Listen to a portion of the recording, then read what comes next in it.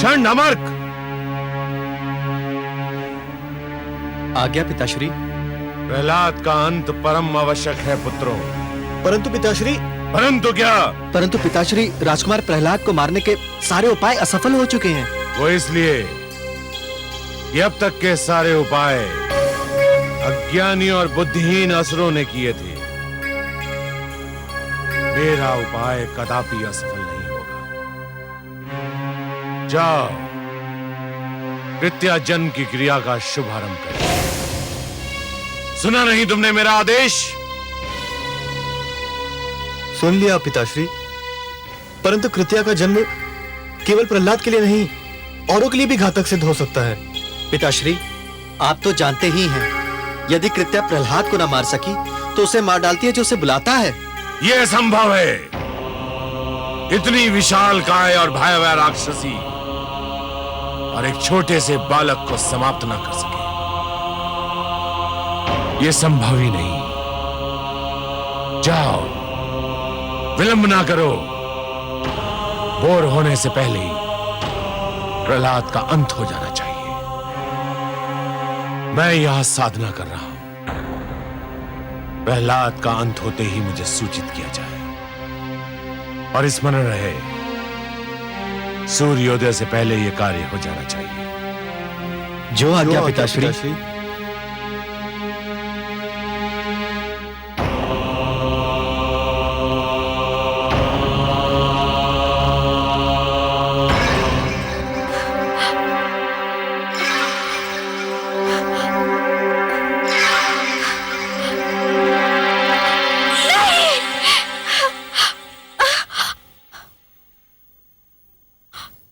क्या हुआ महारानी?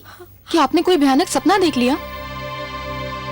लगता है मेरे पुत्र के प्राण फिर संकट में है। आपका ध्यान राजकुमार में है, इसीलिए आप सोते में भी उन्हीं के विषय में सोच रही होंगी। राजकुमार तो गुरुकुल में है, भला वहां उनके प्राणों को क्या संकट हो सकता है? पता नहीं, परंतु मैं बहुत व्याकुल हूँ। सो जाइए महारानी, उन्हें कुछ नहीं होगा। गुरुजन उनकी सुरक्षा का आश्वासन दे चुके हैं। हाँ, ठीक कह रही हो तुम। लगता है मैंने कोई भयानक स्वप्न देखा था।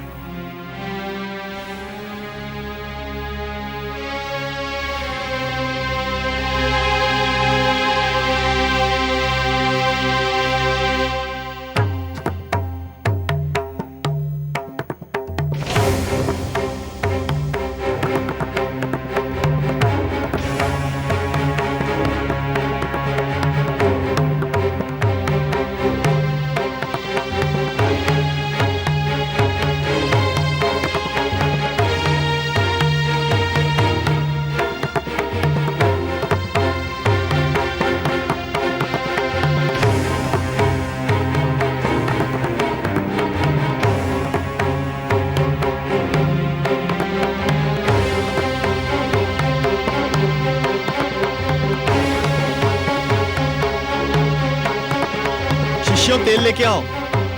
आओ, जल्दी आओ। आओ, शीघ्र आओ।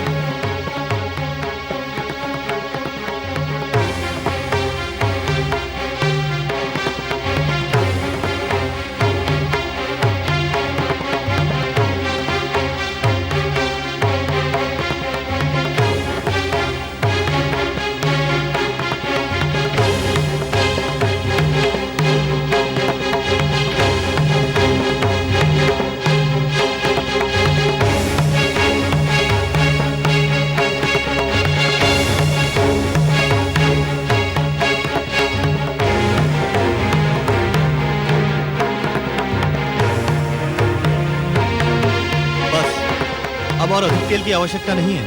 हाँ शिष्यों, तुम दूर उधर जाकर खड़े रहो। जाओ जाओ।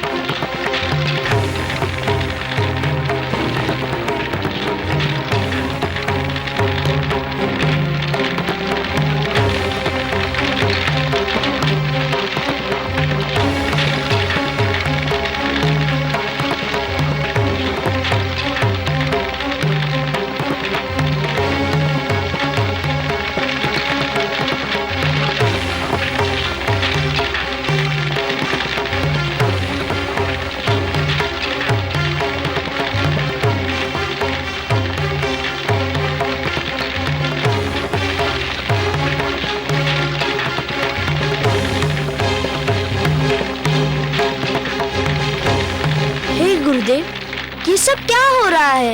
एक अतिथि की प्रतीक्षा है, हम उसी के लिए भोजन बना रहे हैं। एक अतिथि के लिए इतना सारा भोजन? हाँ, बहुत विशाल काय है वह अतिथि, बहुत बड़ा पेट है उसका। उसका भोजन इसी तेल में तला जाएगा। जाओ शिष्य, तुम अपना स्थान ग्रहण करो।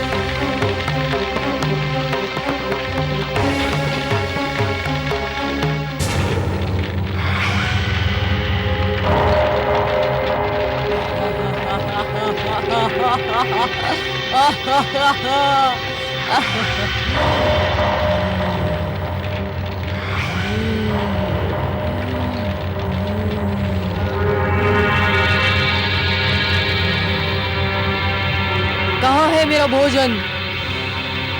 मेरा भोजन कहाँ है?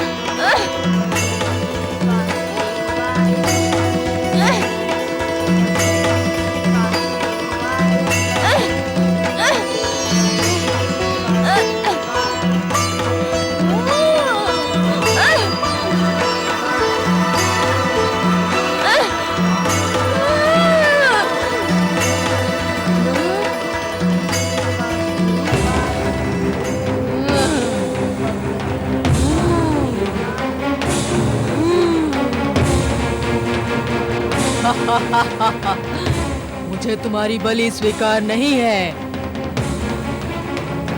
भागो, भागो भ्रातामर्ग, जिस घड़ी का भय था वो घड़ी आ गई। कृत्या प्रहलाद को मारने में असफल हो गई, अब वो हमें नहीं छोड़ेगी। हमने उसे बुलाया था, मारे गए हम तो। हम पर दया करो कृत्या, कृत्या हम पर दया करो। हम पर दया करो कृत्या। नहीं कृत्या, हमें माफ कर दो हमें। कृत्या, हम पर दया करो। नहीं नहीं नहीं, कृत्या पर दया करो, हम पर दया करो कृत्या। कृत्या हमें छोड़ दो, छोड़ दो हमें। हम पर दया करो कृत्या। नहीं नहीं, हम पर दया करो कृत्या। कृत्या हमें छोड़ दो। नहीं, कृत्या, कृत्या हम पर दया करो।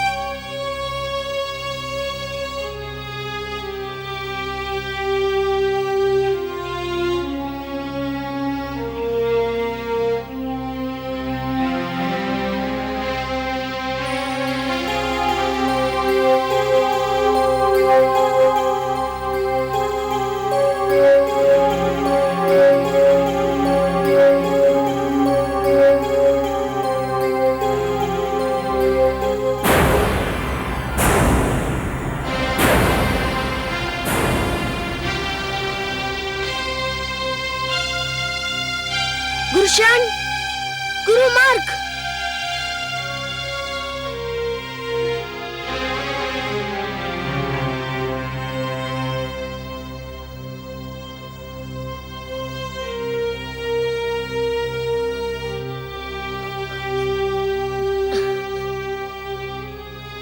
क्या हुआ? कृत्या ने अपना कार्य समाप्त कर दिया पुत्रों? हाँ गुरुदेव। तुम? हाँ गुरुदेव। चंड और अमर कहाँ है? उन्होंने जिस शक्ति को जन्म दिया था उस शक्ति ने उनकी हत्या कर दी। क्या? हाँ ये सत्य है गुरुदेव। नहीं नहीं, ये नहीं हो सकता है, ये संभव नहीं है। चंड, अमर, मेरे पुत्रों,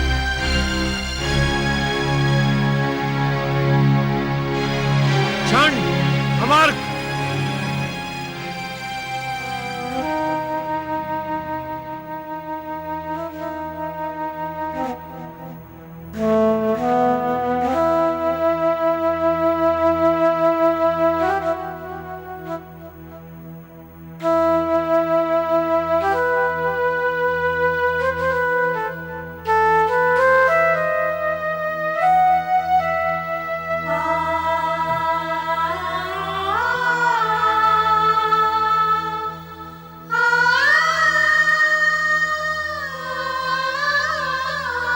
ये क्या हो गया मेरे पुत्रों? ये क्या हो गया? मुझे अकेला छोड़कर इस दुख सागर में डुबोकर तुम कहां चले गए? हे मेरे होनहार पुत्रों, मैंने तुमसे क्या क्या आशाएं बांध रखी थी। तुम्हारे रूप में मैं शुक्र वंश का यश देखता था। तुम जीवित थे तो मुझे विश्वास था कि मेरा वंश जीवित रहेगा, फलेगा फूलेगा। मेरे कार्य को तुम आगे बढ़ाओगे। पर यह सब क्या हो गया? मुझे तनिक भी अनुमान नहीं था कि कृत्या के विषय में जो तुमने भय प्रकट किया था वो सत्य भी सिद्ध हो सकता है। मैं तुम दोनों को संजीवनी मंत्र से जीवित भी नहीं कर सकता। संजीवनी मंत्र तो केवल युद्ध में मारे गए, दुर्घटना में आहत और महारोग से ग्रसित को ही जीवित कर सकता है। तांत्रिक शक्तियों द्वारा मारे हुओं के लिए वे प्रभावहीन हैं। मैं विष्णु भक्तों का वंश मिटाना चाहता था, परंतु इस दुष्ट बालक ने मुझे कहीं का ना रखा। मेरी विद्या मेरे किसी काम ना आई। मेरी विद्या मेरे किसी काम ना आई।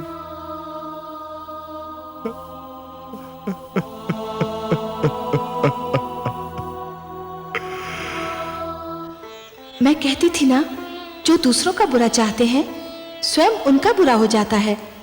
मेरे पुत्र को मारने चले थे दैत्य गुरु। एक क्षण को भी ये ध्यान नहीं आया कि वो भी किसी माँ का पुत्र है। अब अपने पुत्र मारे गए तो कैसा विलाप कर रहे हैं दैत्य गुरु। सिंगिका की भांति दैत्य गुरु भी अपने दुख को केवल दुख समझते हैं। उनके लिए दूसरों का दुख केवल परिहास की सामग्री होता है। आप सत्य कह रही हैं महादेवी। इसलिए मैं बार बार यही कहता हूं कि कभी किसी को किसी का बुरा नहीं सोचना चाहिए, क्योंकि जो भी व्यक्ति किसी और का बुरा सोचता है अंत में उसका भी बुरा हो ही जाता है। दैत्य गुरु को अपने तंत्र मंत्र पे बड़ा विश्वास था। समझ रहे थे कि उनके तंत्र मंत्र से बड़ी कोई शक्ति है ही नहीं। यह उनका भ्रम है महादेवी, उनका भ्रम है। जो भी व्यक्ति ये समझते हैं कि यह तंत्र मंत्र, ये सर्वनाश और अंधकार की शक्तियां केवल किसी और को ही क्षति पहुंचा सकती हैं, तो वो उनका भ्रम है। सत्य तो यह है महादेवी कि जो ईश्वर के सच्चे भक्त होते हैं, जो स्वयं ईश्वर पर संपूर्ण विश्वास करते हैं, ये तंत्र मंत्र की शक्तियां उनका बाल भी नहीं बांका कर सकती। हे महादेवी, जिस प्रकार द्वेष और घृणा का मारा व्यक्ति पड़ोसी के घर को जलते हुए देख ये भूल जाता है कि उसी अग्नि की लपटें स्वयं उसका घर भी जला सकती हैं, उसी प्रकार जो व्यक्ति तंत्र मंत्र में विश्वास करता है वो ये भूल जाता है कि यही तंत्र मंत्र की शक्तियां स्वयं उसका भी सर्वनाश कर सकती हैं। सत्य है सर्वेश्वर, आप जो कह रहे हैं उसका एक एक अक्षर सत्य है। देखिए तो महादेवी, कोई भला सोच भी सकता है कि इतने महान दैत्य गुरु शुक्राचार्य अपने पुत्रों की मृत्यु पर इस प्रकार विलाप करते हुए दिखाई देंगे? गुरुदेव, क्या आप वास्तव में मेरे गुरुजन शन और अमर की मृत्यु का उत्तरदायी मुझे समझते हैं? तुम्हें नहीं समझूं तो किसे समझूं? परंतु गुरुदेव, क्या ये उचित है? उचित हो या अनुचित, पर सत्य यही है कि तुम्हारे ही कारण मेरे पुत्रों के प्राण गए, तुम्हारे ही कारण मेरी प्रतिष्ठा पर प्रश्न चिन्ह लग गया, तुम्हारे ही कारण समस्त असुर लोक का अस्तित्व संकट में पड़ गया। मेरे पुत्रों को जीवित रहना था, वे मर गए। तुम्हें मर जाना था, तुम बच गए। गुरुदेव, यदि आप ये जानते हैं कि मैं बच गया, तो आप ये भी भली भांति जानते हैं कि मैं कैसे बच गया, किसने बचा लिया मुझे। तो आप ही कहिए, जिसने मुझे बचाया वे ईश्वर है या वे जो मुझे बार बार मारने का प्रयत्न कर रहे हैं, वो असफल होते जा रहे हैं। वो मेरे पिताश्री हिरण्यकश्यपु हैं। चुप रहो। नहीं चुप रहूंगा गुरुदेव। आज आपको बताना ही होगा कि आप अपने मन से मेरे पिताश्री को ईश्वर मानते हैं। इससे क्या अंतर पड़ता है? अंतर पड़ता है गुरुदेव। किसी को मन से ईश्वर मानना एक बात है और किसी को भय या स्वार्थ के कारण ईश्वर मानना दूसरी बात। मैं जानता हूँ कि मेरे गुरुजन शन और अमर मेरे पिताश्री को भय के कारण ईश्वर मानते थे और आप उन्हें स्वार्थ के कारण ईश्वर कहते हैं। मैं गुरु हूँ और गुरु का धर्म है शिक्षा देना। गुरु अपने शिक्षकों को वही पाठ पढ़ाता है जो उसे पढ़ाने के लिए कहा जाता है। क्या गुरु का धर्म ये देखना नहीं कि उसे जो पाठ पढ़ाने के लिए कहा जा रहा है वह उचित भी है नहीं? इस समय तू बड़े बोल इसलिए बोल रहा है कि तेरी विजय हुई है और मेरी पराजय।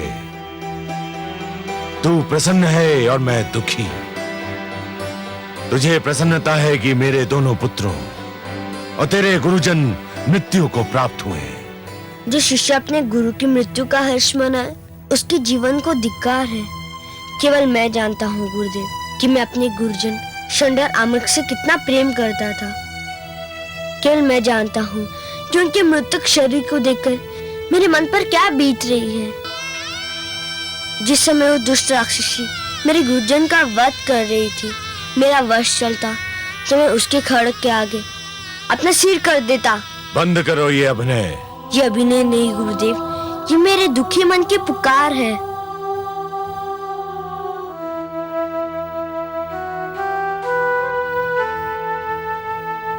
हे वासुदेव, हे पद्मनाभ, हे नीलकांत, हे विष्णु, यदि मेरी भक्ति में कोई खोट नहीं है, मेरी श्रद्धा में कोई मैल नहीं है, मेरी उपासना में कोई स्वार्थ नहीं है, मेरे गुरुजन को जीवन दान देकर मेरे माथे से ये कलंक मिटा दीजिए कि मैं अपने गुरुजन की मृत्यु का कारण हूँ। उनके जीवन का अंत इसलिए हुआ कि आपको मेरा जीवन बचाना था। ये आपसे मेरी अंतिम प्रार्थना है। इसके उपरांत मैं आपसे कुछ नहीं मांगूंगा। हे सर्वेश्वर, मेरी लाज रखिए, मेरे गुरुजनों को जीवन दान दीजिए, मेरे गुरुजनों को जीवन दान दीजिए। सुना आपने कमल नयन? देखा मेरे पुत्र का भोलापन? लीजिए, अब उसकी अंतिम इच्छा भी पूरी कीजिए। बड़ा विचित्र है ये बालक भी, शत्रुओं के दुख पर भी यूं बिलख पड़ता है जैसे कि ये अपना दुख हो। महान है ये बालक महादेवी, महान है ये बालक। जब ये हंसता है तो सारा संसार इसके साथ हंसता है, पर जब ये रोता है तो अकेला ही रोता है। यदि रोने वाले के साथ कोई रो दे तो वो व्यक्ति श्रेष्ठ कहलाता है महादेवी, महान कहलाता है। दूसरों के दुख को अपना दुख तो केवल वही व्यक्ति समझ सकता है जिसका हृदय दर्पण की भांति स्वच्छ हो। पर ये कहने की आवश्यकता थी कि ये उसकी अंतिम इच्छा है और इसके उपरांत वो आपसे कभी कुछ नहीं मांगेगा? महादेवी, ये कहकर उसने स्वार्थी दैत्य गुरु शुक्राचार्य के सामने ये सिद्ध कर दिया है कि वो स्वयं कितना निस्वार्थी है। कभी अपने लिए कुछ नहीं मांगता, यदि हाथ पसारता भी है तो दूसरों के लिए।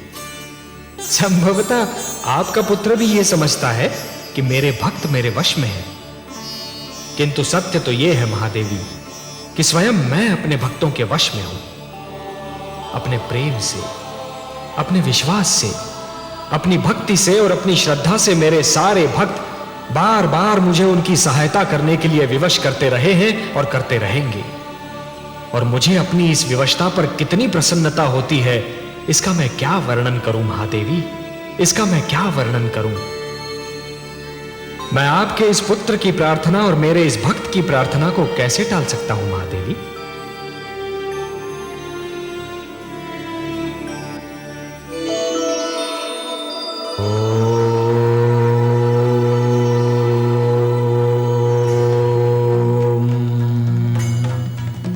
ओम नमो भगवते वासुदेवाय। ओम नमो भगवते वासुदेवाय। ओम नमो भगवते वासुदेवाय। ओम नमो भगवते वासु ओम नमो भगवते वासुदेवाय। ओम नमो भगवते वासुदेवाय। ओम नमो भगवते वासुदेवाय।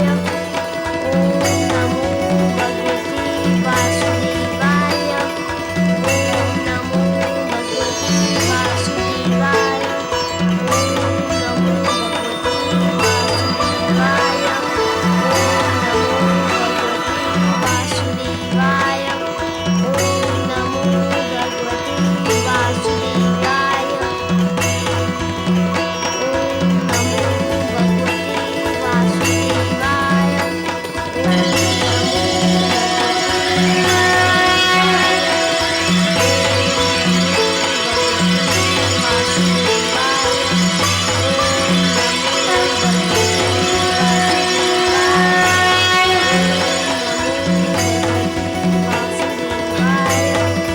ओम नमो भगवते वासुदेवाय।